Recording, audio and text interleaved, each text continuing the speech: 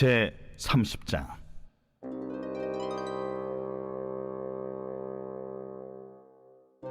너는 분향할 제단을 만들지니 곧 조각목으로 만들되 길이가 한 규빗, 너비가 한 규빗으로 네모가 반듯하게 하고 높이는 두 규빗으로 하며 그 뿔을 그것과 이어지게 하고 제단 상면과 전후 좌우면과 뿔을 순금으로 싸고 주위에 금테를 두를지며 금테 아래 양쪽에 금고리 둘을 만들되 곧 그 양쪽에 만들지니 이는 제단을 매는 채를 꿰일 것이며 그 채를 조각목으로 만들고 금으로 싸고 그 제단을 증거궤 위 속죄소 맞은편 곧 증거궤 앞에 있는 휘장 밖에 두라.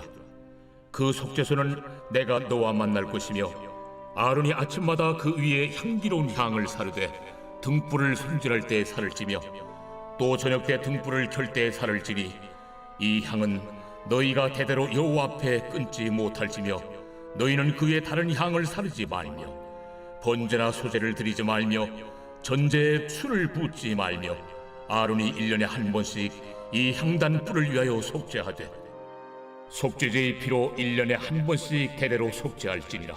이 제단은 여호와께 지극히 거룩하니라. 여호와께서 모세에게 말씀하여 이르시되 내가 이스라엘 자손의 수요를 조사할 때에 조사받은 각 사람은 그들을 계수할 때에 자기 생명의 속전을 여호와께 드릴지니 이는 그들을 계수할 때에 그들 중에 질병이 없게 하려 함이라. 무릇 계수 중에 드는 자마다 성소의 세겔로 반 세겔을 낼지니 한 세겔은 20게라라.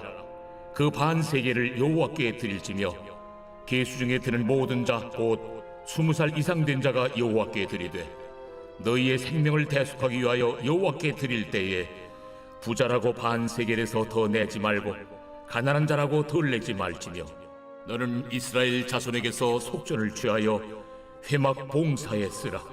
이것이 여호와 앞에서 이스라엘 자손의 기념이 되어서 너희의 생명을 대속하리라.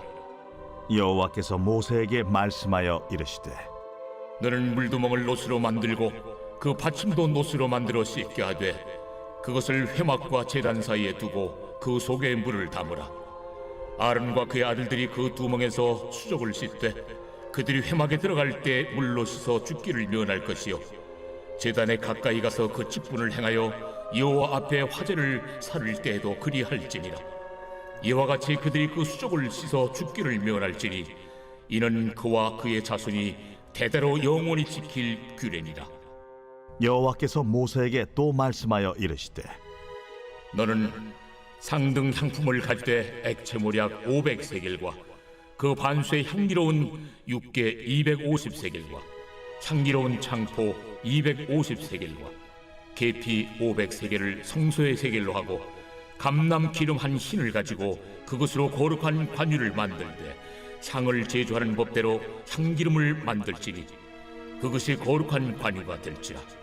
너는 그것을 회막과 증거궤에 바르고 상과 그 모든 기구이며 등잔대와 그 기구이며 분향단과 및 번제단과 그 모든 기구와 물두멍과 그 받침에 발라 그것들을 지극히 거룩한 것으로 구별하라.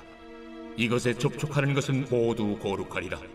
너는 아론과 그의 아들들에게 기름을 발라 그들을 거룩하게 하고 그들이 내게 제사장 직분을 행하게 하고 이스라엘 자손에게 말하여 이르기를 이것은 너희 대대로 내게 거룩한 관유니 사람의 몸에 붙지 말며 이 방법대로 이와 같은 것을 만들지 말라.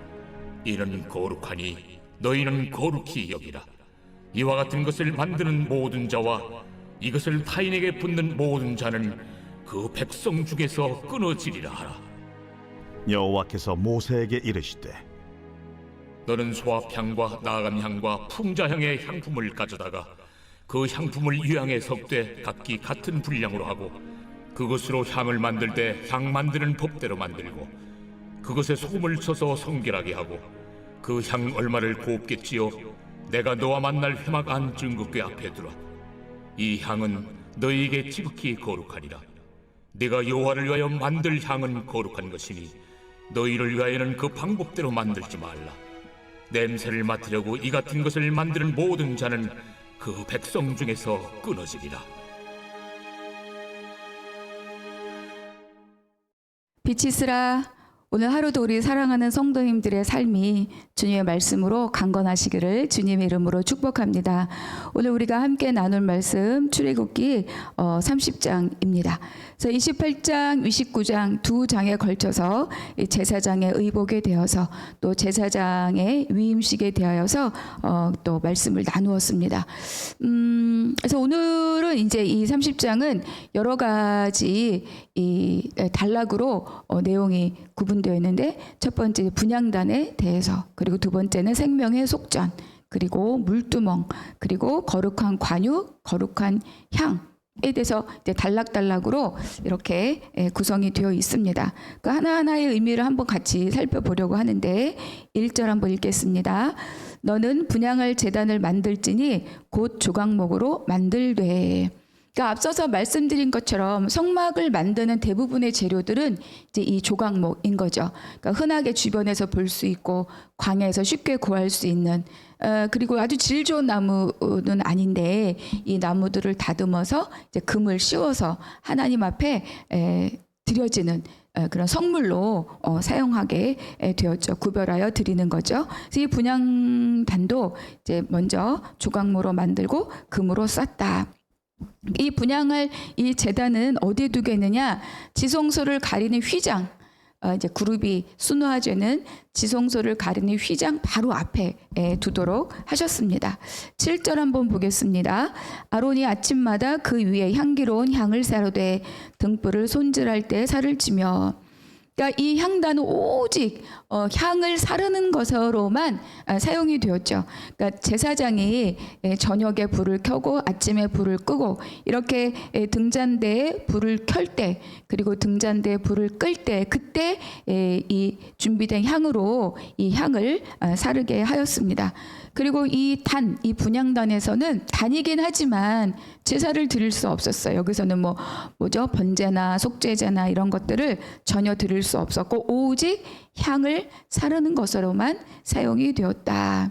그러니까 이 번제단이 아니라 이 분향단을 지성소 가장 가까운 곳에 두게 하신 이유가 뭘까? 사실 실질적인 이유는 있어요. 뭐냐면 여기 이제 향을 살라서 연기를 피워서 하나님의 임재를 상징하는 언약궤와 그리고 이제 휘장이 그 앞에 있잖아요. 이걸 가리는 거죠.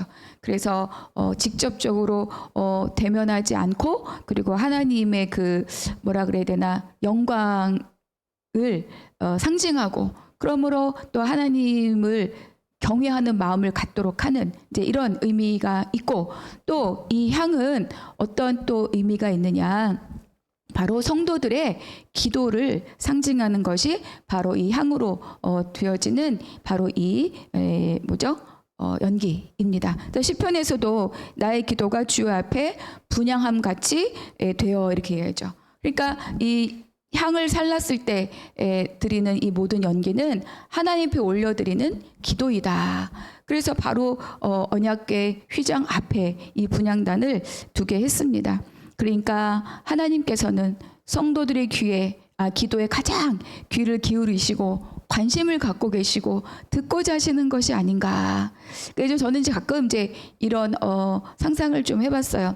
예수 그리스도의 죽음을 통하여서 십자가로 이 휘장이 쫙 찢어지잖아요. 그러니까 휘장이 쫙 찢어졌을 때 그 속죄서 그룹 사이에 있는 하나님의 임재가 거기 있고 내가 거기서 너를 만날 것이다 이렇게 말씀하셨으니까, 휘장이 쫙 찢어졌을 때 가장 먼저 하나님의 눈에 띄는 것이 뭔가 바로 이 성도들의 기도인 거죠.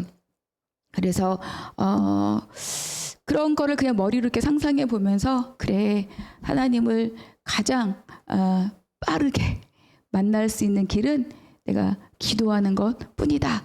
이런 상상을 좀 사실이기도 하고 했었습니다. 그래서 이 분향단의 이 향은, 이 연기는 이제 성도들의 기도를 상징한다.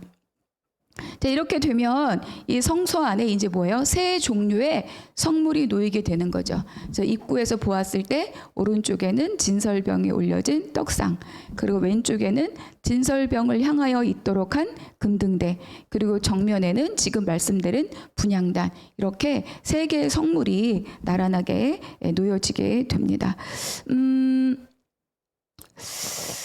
그러니까 여기는 이제 우리가 그 떡상 진설병은 바로 예수 그리스도 그 말씀, 그리고 금 등대는 말씀을 비추는 성령의 조명, 그리고 여기는 이 향단은 성도들의 기도. 결국 뭘 말합니까?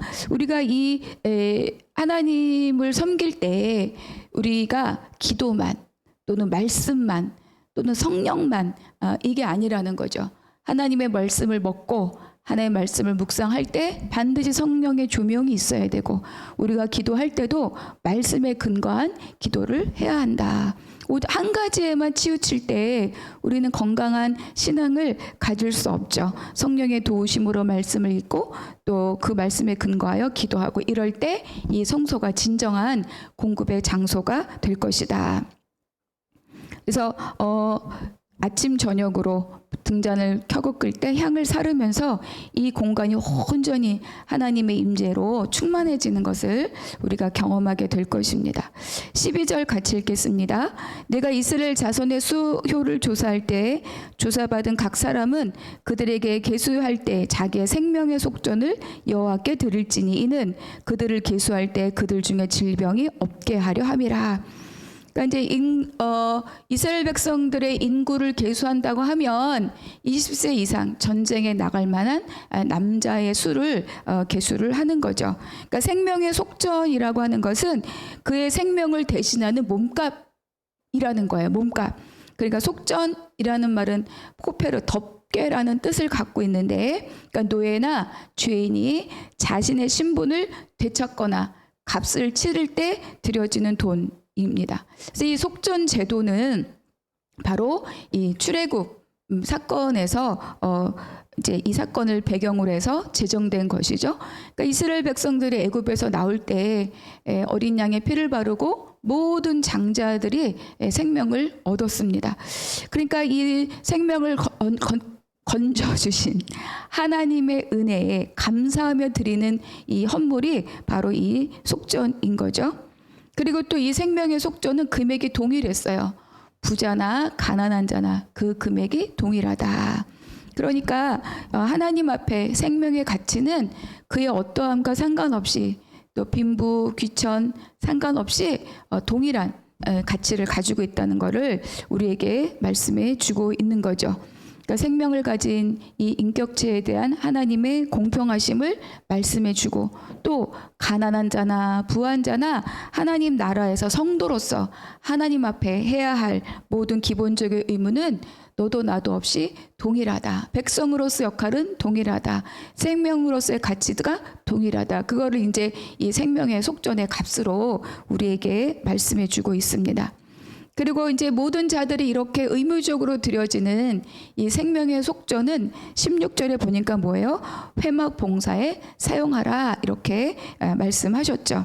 우리가 앞서 성막의 이 널판에 대해서 말씀을 나눌 때 이미 한번 말씀을 전해드렸는데, 이 성막의 기초를 놓을 때 바로 이 생명의 속전으로 드려진 이 은이 사용된 것입니다. 이 은으로 성소의 받침을 만들고 또 휘장문의 기둥 받침을 만들고, 결국은 이 성막은 무엇입니까? 바로 이 생명의 속전, 생명값 위에 바로 이 성막이 세워졌다. 이렇게 우리에게 말씀해 주고 있는 거예요. 그러니까 이 은이 이제 그리스도의 피로 속죄함을 얻을 것을 우리에게 예표하는 것이기도 한 거죠. 결국 교회도 어떤 것입니까? 예수 그리스도의 보혈의 피값 위에 세워진 것이 바로 이 교회라는 것입니다.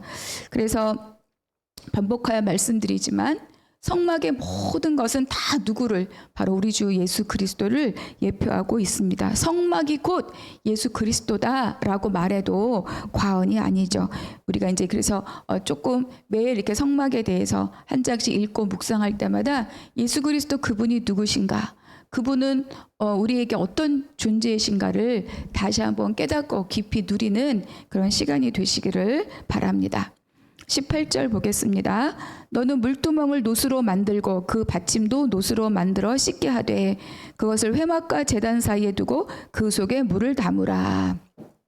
그러니까 물두멍은 노수로 만들었고 회막 그리고 번제단 사이에 이제 이 물두멍을 놓고 이곳에 물을 담아서 제사장들이 회막에 들어가기 전에 수족 발과 손을 씻을 수 있도록 했고, 그것으로 이제 깨끗하게 정결하게 했어야 되는 거죠. 그러니까 제사장이 모든 임무를 마치고 회막에 들어가기 전에는 반드시 여기서 손과 발을 씻고 정결함을 입고 들어가야 했습니다. 그러니까 이제 왜냐하면 제사장들이 성소에 들어갈 때는 다 성물을 뭐 등잔대에 불을 켜고 끄거나 향을 사르거나 떡을 진설하거나 다 뭐예요? 하나님의 성물들을 만지게 되어 있기 때문에, 그렇기 때문에 먼저 이 손과 발을 씻고 그곳에 들어가다 그래야 죽음을 면할 수 있다, 이렇게 말씀하고 있는 거예요. 근데 이제 이 물두멍을 만들기 위해 이 놋은 어떻게 제공되었는가 나중에 또 살펴보겠지만 출애굽기 38장에서 이렇게 말씀하고 있습니다. 그가 놋으로 물두멍을 만들고 그 받침도 놋으로 하였으니 곧 회막문에서 수종드는 여인들의 거울로 만들었더라. 여인들의 거울. 그러니까 이제 회막문에서 수종드는 여인들이라는 것은 이제 이 성막을 건축하기 위한 여러 가지 이 조직들이 있을 터인데, 그 조직 안에서 이 이제 봉사하는 여인들을 말합니다. 그러니까 이 여인들이 기꺼이 자신들이 갖고 있던 거울을 하나님의 성전을 위하여, 성막을 위하여서 이제 헌물을 한 거죠. 그러니까 사실 그때는 이 거울이 흔하지 않고 또 매우 귀한 그런 물건이었습니다. 그리고 뭐 저도 여성이지만 남성분은 여성에게 거울이 갖고 있는 여러 가지 의미가 많이 있잖아요. 나의 외모를 가꾸고 꾸미고 그럴 때 필수 요소라고도 할 수 있고, 또 그 당시에는 굉장히 귀한 그런 물건이었습니다. 그런데 이 여인들이 기꺼이 그 하나님을 성막을, 이 물두멍을 만드는 것에 헌물로 드렸다. 근데 그때는 이제 이 청동으로 만든, 이걸 판판하게 갈아서 만든 거기 때문에 지금의 거울처럼 막 선명하고 막 정말 깨끗하게 보이고 그러지 않아요. 그래서 사도 바울이 이야기하잖아요. 지금은 거울로 보는 것 같이 희미하게 보이나. 예전에 제가 멋모르고 성경을 읽을 때 아니 거울로 보는데 왜 희미하지 이랬는데, 이때 거울이 지금의 거울과 달랐던 거죠. 그래서 이 자신을 가꾸는 것에 필요한 이것을 포기하고 하나님의 성막을 짓는 것에 이 헌물을 드렸던 거죠. 그러니까 이 여인들은 자신을 꾸미고 여인의 유일한 가치라고 할 수 있는 이 거울을 이제 하나님을 사랑하는 마음으로 헌물을 한 것입니다. 그러니까 여인들이 자기 갖고 있는 어떤 재능으로만 섬긴 것이 아니라 마음도 드리고 자기의 재능도 드리고 갖고 있는 귀한 것도 드리고 이렇게 성막 건축에 참여했음을 우리에게 말씀해 주고 있습니다. 그렇다면 이 물두멍을 두고 물에 씻음은 무엇을 의미하는가? 물론 뭐 제사장들이 손을 씻고 성소에 들어가는 것도 있지만, 예전에 제가 이제 뜰은 어떤 공간이죠? 씻음의 공간이다, 이렇게 말씀을 드렸습니다. 그래서 번제단은 피로 씻는 거죠. 피로 우리의 죄를 씻고, 그렇죠? 그래서 그곳은 짐승으로 우리의 죄를 대속하게 하는 자리가 바로 번제단. 물두멍은 물로 씻음, 곧 자아를 씻어내는 곳이 바로 이 물두멍의 자리입니다. 그러니까 피의 씻음으로 우리가 신분을 얻었다면, 6월절 어린 양의 피로 우리가 신분의 변화를 얻었다면, 이 물두멍의 씻음은 우리의 주권을 내어드리는, 우리가 홍해를 건너고 광야를 지나면서 온전하게 나의 주권을 하나님께 내어드리는 것처럼, 바로 이 물두멍에서 씻음, 자아의 씻음은 바로 주권의 변화를 우리에게 말씀해 주고 있죠. 그래서 우리의 죄는 예수 그리스도의 십자가의 보혈의 능력으로 단번에 씻음을 받았지만, 우리의 생각, 우리의 또 어떤 마음, 또 우리 어떤 새겨진 가치가 이런 것들은 날마다 씻어내지 않으면 씻어내야만 우리가 하나님의 백성으로서 온전하게 살아갈 수 있다. 나의 자아를 씻어야 되는 거죠. 특별히 이제 이 물두멍의 특징은 또 뭐냐면, 뭐 규빗으로 이렇게 크기가 명확하게 기록되어 있지 않아요. 하나님께서 그 크기를 언급하지 않으셨습니다. 이것은 아마도 우리를 씻기시고 또 우리를 받아주시는 하나님의 그 은혜의 무한함, 크기를 가늠할 수 없는 그 하나님의 은혜를 이렇게 우리에게 보여주신 것이 아닌가 이렇게 생각해 보게 됩니다. 25절 그것으로 거룩한 관유를 만들되 향을 제조하는 법대로 향기름을 만들지니 그것이 거룩한 관유가 될지라. 그러니까 성막에 사용하는 기름은 두 가지가 있어요. 어제도 잠깐 말씀드린 것처럼 하나는 등잔대에 불을 켜는 순수한 기름, 그리고 오늘 본문에 나오는 거룩한 관유. 그러니까 순수한 기름은 향품을 넣지 않고 그저 깨끗하게 만든 기름이고, 그런 이 거룩한 관유는 향기름입니다. 그러니까 등잔대의 기름은 성소 안에 불을 켜는 것이잖아요. 그래서 이 등잔대의 기름은 뭘 말하느냐? 성령의 내적 역사를 말합니다. 그리고 또 성물과 제사장들에게 발라서 구별됨을 의미하잖아요. 또 관유는 이 성물과 제사장들에 발라서 하나님 앞으로 구별됨. 이것은 뭘 말하느냐? 성령의 외적 역사를 우리에게 상징적으로 보여주는 거죠. 그러니까 성령의 내적 역사는 내면의 변화. 그래서 갈라디아서 나오는 9개 성령의 열매, 그것을 맺어가는 우리 삶의 변화를 말한다면, 이 성령의 외적 역사는 무엇입니까? 하나님 앞에 구별됨으로 하나님 나라를 위해서 사용되는 그런 역사인 거죠.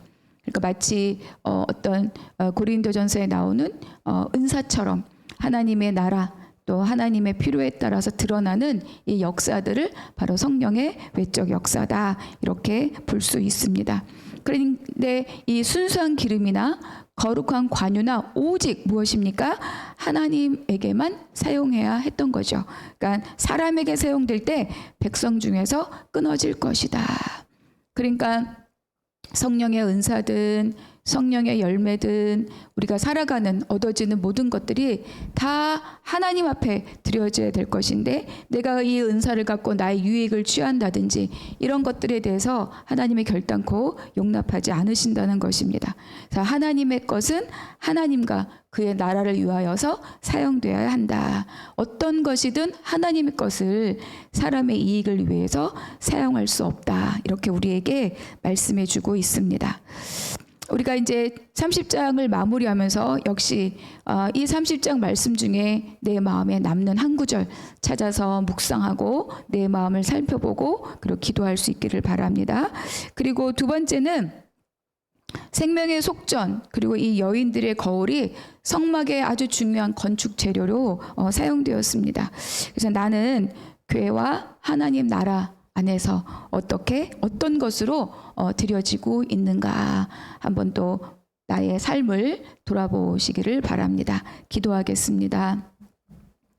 사랑이 많으신 하나님, 성막에 있는 성물들과 또 그것을 만들기 위한 재료들이 어떻게 준비되었는가 듣게 하시고 또 깨닫게 하시니 감사합니다. 하나님, 어떤 것이나 다 우리 주 예수 그리스도의 아버지여 모든 것을 우리에게 보여주고 있습니다. 하나님, 내 삶도 어떤 곳에 있든지 무엇으로 살든지 예수 그리스도를 드러낼 수 있는 그러한 복된 삶이 될 수 있도록 역사하여 주시옵소서. 하나님 주시는 성령의 은혜를 경험하고 또 그것으로 하나님 나라를 세워가는데 아버지 사용될 수 있도록 도와주시고, 내 삶이 언제나 하나님의 소유물인 것을 기억하게 하여 주시옵소서. 모든 것 감사하고 우리 주 예수 그리스도 이름으로 기도하옵나이다. 아멘.